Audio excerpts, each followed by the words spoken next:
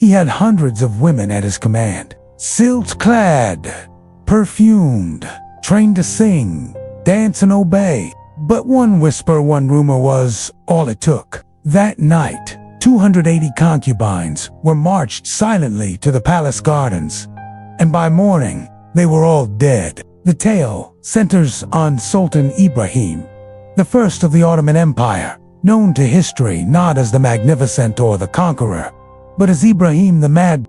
His reign began with promise in 1640, but quickly spiraled into paranoia, obsession, and brutality.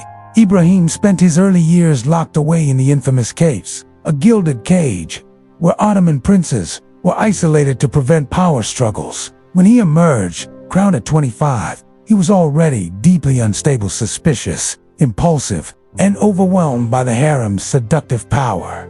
He became obsessed with women. It's said he ordered dozens at a time to lie naked under fur blankets just so he could choose his favorites. But his desire turned to fear when a rumor reached his ear.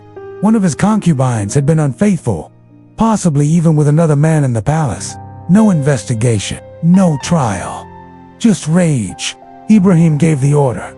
Every woman in his harem, 300 concubines, was to be tied in weighted sacks and thrown into the Bosphorus Strait. By dawn, the waters were calm, and the harem was empty.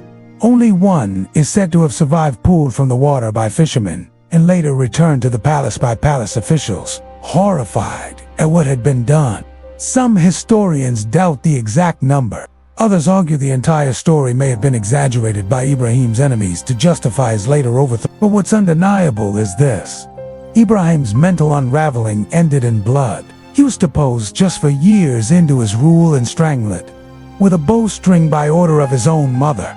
The empire survived, but the women he drowned, forgotten by history. Until now.